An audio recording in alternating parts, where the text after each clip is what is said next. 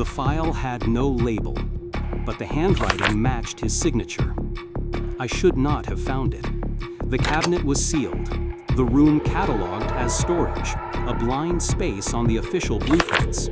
But there it was, a thin manila folder, its edges swollen with carbon copies and notes written in the kind of ink that no longer circulates. When I opened it, I recognized a name that was never supposed to survive on paper. The name was not a person, but a project, MK Ultra, and under it, a smaller word, written like an afterthought, Subproject 130. The handwriting was careful, almost reverent, as though whoever filed this had wanted it to be found, but only by someone who knew what they were looking at. The first page was not classified in the way I expected. It wasn't a directive or an operation order. It was a fragment of transcript. Interview, subject 0461, audio redacted. There was no interviewer listed, no context, just the subject's words. I read, "They told me my memory was gone, but I can still see the corridors, the blue light, the way the men never blinked. I know the numbers on the doors, 91, 92, 93, but they said there was never a 93. Room 93. That was the line that caught me. The page ended there, the rest blacked out by ink so dense the paper warped. Yet the subject's tone lingered. You could hear the insistence, the way erased people insist when no one believes them. Room 93 was sealed, but 3 memos came from inside it. That was discovery, the first crack.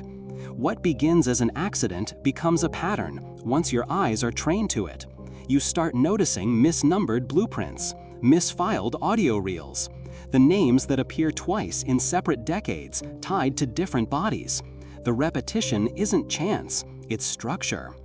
When the CIA's Internal Inspector General wrote his 1963 report on MK Ultra, he noted that the records were deliberately incomplete, cryptic to a fault. But he also wrote something no one cites. He said, "Retention beyond protocol thresholds was observed, 3 times wiped and still persistence, case unresolved." I saw the line in a photocopy from the Rockefeller Commission's archives.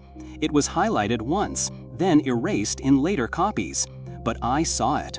Retention beyond thresholds, memory that would not die. That was the rhythm. Erase, deny, redact, but something always survives.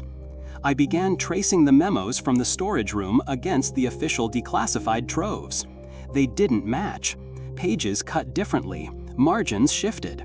It was the same paragraph, but not.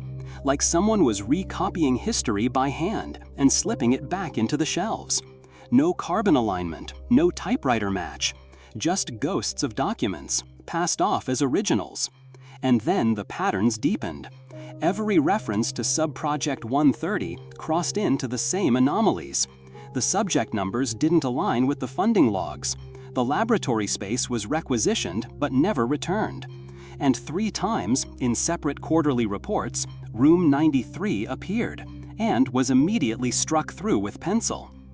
There is no Room 93 in Langley's published floor plans. I checked.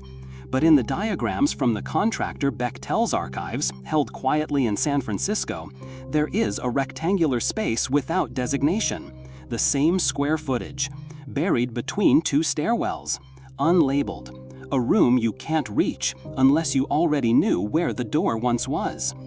That was when the collapse began, because once you see a room that isn't supposed to exist, you see everything else that doesn't align. Like the missing tape reels from the 1953 safe house trials in New York. The agency admitted they dosed citizens with LSD without consent, watched them through one-way mirrors. But in the transcript logs, Reel 12 is missing. Yet in the folder I found, Reel 12 is described. A man, labeled only 0461, speaks calmly. "They are recording me still, even as they erase me." The memo ends there. No signature. Collapse comes not all at once, but by increments. A sentence here, a blueprint square there, until the fabric of institutional memory reveals itself as design, not error, not bureaucratic mess, design. I realized that the erasures weren't meant to protect secrets. They were meant to protect continuity.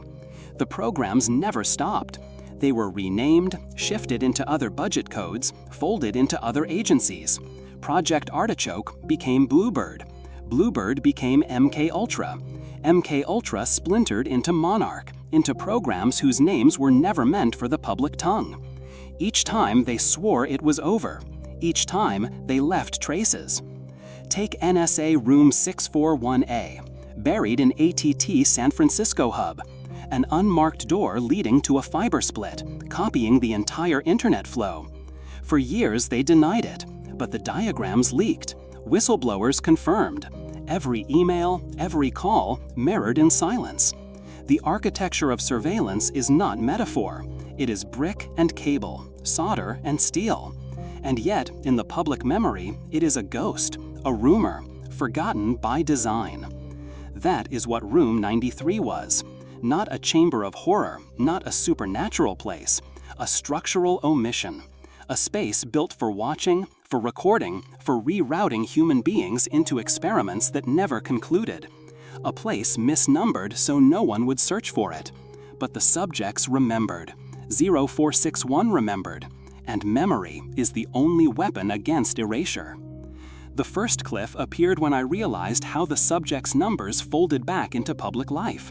Some of them re-emerged under new names, in universities, in hospitals.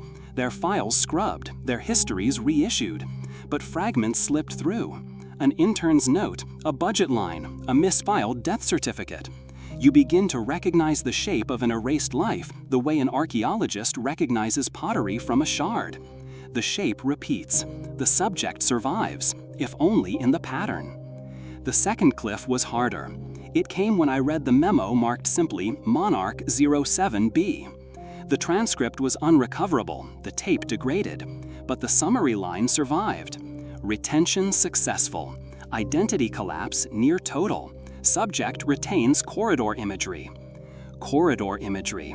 That phrase repeated across 3 different subprojects, as if the room itself imprinted on them, surviving every chemical, every shock, every wipe. The corridor was stronger than the protocol. By then, I understood the truth. The truth was not that MK Ultra was an aberration. The truth was that it was a template, a design for the management of memory. The experiment was not on the subjects alone. It was on the institution, on history itself. How much could be erased, redacted, denied before continuity collapsed? How much could memory resist? I think of the Milgram experiment, Yale 1961. Subjects pressed switches labeled with voltages they believed were lethal because an authority figure in a lab coat told them to. Most obeyed, despite their hesitation, despite the screams. We remember it as psychology. But what if it was more?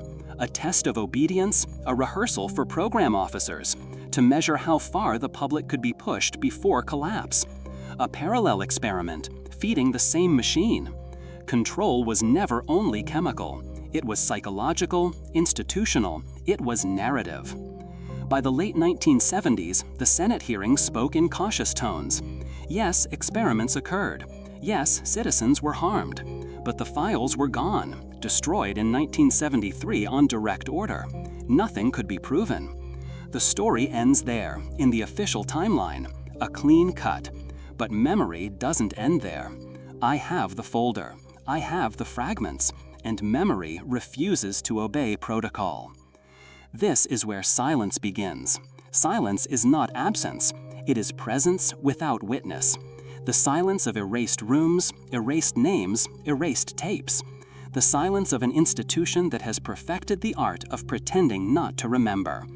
But the silence is not total. The subjects still speak. In corridors, in misnumbered files, in fragments of erased ink. I read once, on the edge of a declassified Artichoke memo, subjects reported persistent corridor retention, even post-termination. Post-termination. That meant death. Even then, the corridor survived. Room 93 survived. Memory outlives protocol. And so I speak it now, Not to frighten, not to accuse, but to let the erased breathe once more. To acknowledge what the files hoped to kill. Room 93 was real. Subject 0461 was real. The corridor was real. And silence, though heavy, is never total. I left the archive that day with the folder hidden under my coat. Every step felt rehearsed, as if someone had already charted the pace of my exit, the angle of my shoulders, the hesitation at the door. That is what happens when you read too many transcripts. You begin to hear your own life as if someone is already recording it. The corridor of memory does not stay contained. Once opened, it stretches outward, folding real streets and real stairwells into its geometry. You walk past a row of office doors, and each one feels like a test. 91, 92, never 93, but your pulse quickens all the same. The second pattern revealed itself in sound. Audio reels degraded in the same way, at the same second markers, no matter the location or year. It was not natural decay. The distortion repeated too precisely, as though engineered. In one reel, a subject's voice falters just as he says the phrase, "They watch in silence." On another, 5 years later, the tape buckles at the word corridor. Different reels, different labs, the same fracture in time. I cross-referenced these anomalies with the CIA's own technical services reports.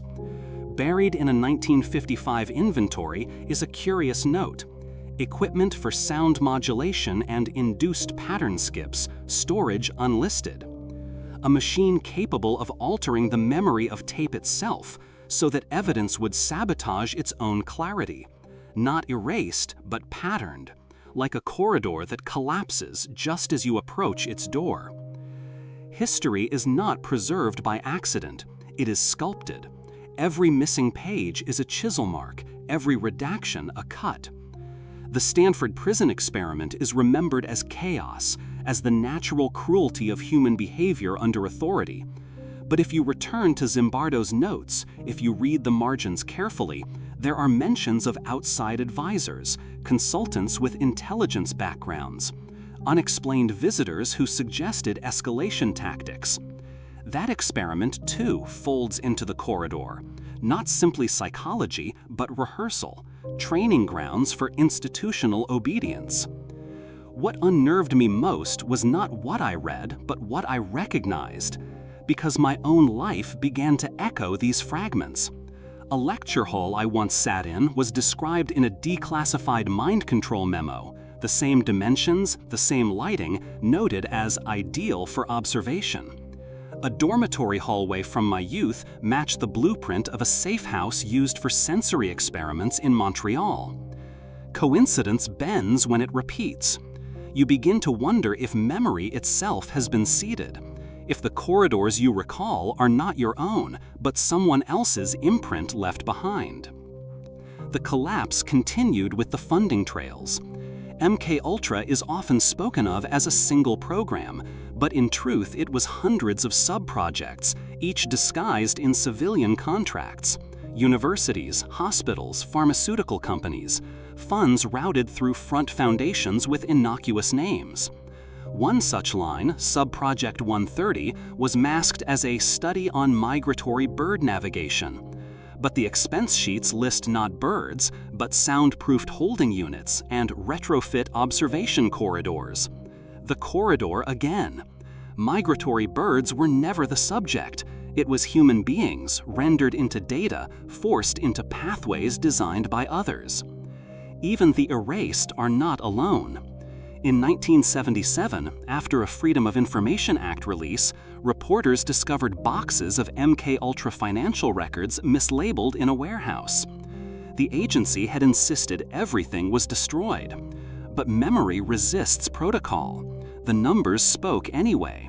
LSD ordered in bulk, electroshock equipment purchased, safe houses paid in cash. The human subjects had no names, just codes. 0461, 1748, 2903.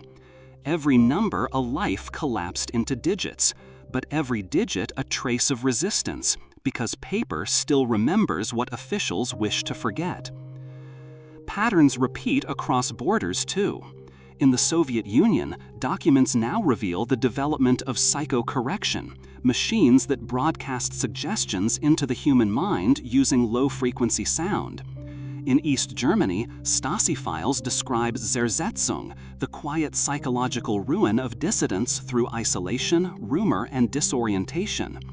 Different nations, same corridors; different languages, same design. Truth is never sudden. It accumulates until silence can no longer carry its weight. The more I read, the less the documents felt like artifacts of the past. They felt current, because the architecture had not disappeared. It had migrated into surveillance rooms like NSA's 641A, into biometric labs mapping the human nervous system, into algorithms that catalog how long you pause on a screen. The corridors have gone digital, but the geometry is the same. I think of one phrase scrawled in the margin of a subject's testimony. They will collapse the memory, but the corridor remains. It reads like poetry, but it was a man describing what he still saw, even after every wipe.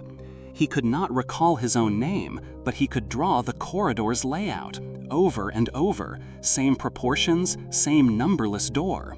The imprint stronger than his own identity. This is where the truth emerges, slow and undeniable. MKUltra was not about creating assassins or super soldiers, despite what sensational accounts suggest. It was about testing the thresholds of memory, obedience, and erasure. How much could a human retain? How much could be stripped? And how could institutions redesign themselves to forget without ever appearing to lose continuity? The subjects were not just the people in the chairs. The subject was history itself. The cliff deepens when you realize you are not outside it. No one is. Every erased subject lived in the same world we do. Their memory collapses influenced laws, budgets, policies. Their silence became our silence. And every time we forget a program name, every time we shrug at a redaction, we walk the same corridor they traced under duress. Memory bent into obedience. Silence does not announce itself.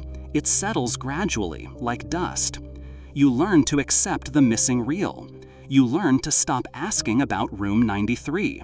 You learn to believe the official word, destroyed, lost, irrelevant. But silence is not absence. Silence is design. And design leaves signatures, like the reel skips at the same second, like the corridor drawn again and again by different hands, like the subject numbers that never align, like the space on Langley's blueprints that exists but does not. The deeper I went, the more the files turned into mirrors. I was not only reading them, they were reading me. Every line seemed to anticipate the reader's doubt, every gap perfectly placed to force the mind into questioning itself. That is the final layer of control, not chemical, not electric, not architectural, but narrative, to shape the reader into doubting their own memory of what they have seen, to erase not just the subject, but the witness. By the end of the second cliff, I understood. This was not about a hidden chamber in a government building. This was about the way memory itself is managed, erased, collapsed, and reissued. The corridor is not only in Langley, it is in the mind, in the archive, in the way we accept silence as natural. And yet, something resists. The fragments, the misfiles, the handwriting that should not exist, the corridor that refuses to disappear. This is the truth. It was never a mistake. It was designed, not supernatural, not mystical, just forgotten intent structured into walls and files and silences. The truth is heavy but simple. We were never meant to remember, and yet we do. There is a moment when silence becomes louder than speech, when every missing file, every erased name, every corridor without number accumulates into weight. That weight is realization, and realization is irreversible. By the late 1970s, when the Senate and the press forced the agency to admit what had been done, the ritual of denial followed its perfect choreography. Yes, mistakes were made. Yes, subjects were harmed. But the files were destroyed in 1973. No one could reconstruct the truth. The story ends there, clean and bounded. But history is not bounded. Memory resists. Because fragments always remain. In university libraries, stray grant applications still list sensory deprivation research long after the program's supposed end. In asylum records, patients admitted for hallucinations describe identical corridors decades apart despite never meeting. In pharmaceutical archives, invoices for lysergic acid are mislabeled as lab solvents, quantities far exceeding any civilian need. Paper resists silence. Memory resists silence. The silence was never absence. It was construction, an institution learning how to reissue reality after erasure. MKUltra was not destroyed. It dissolved into smaller streams, invisible tributaries.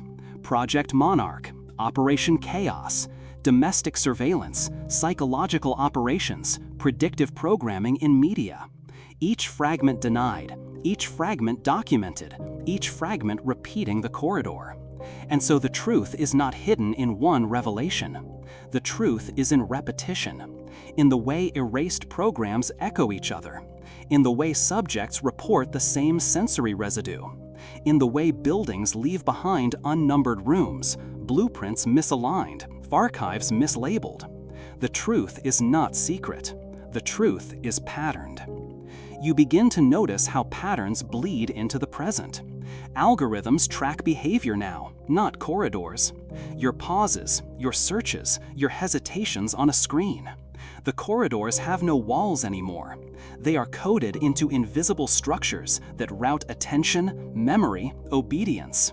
The experiment migrated, but the design did not change.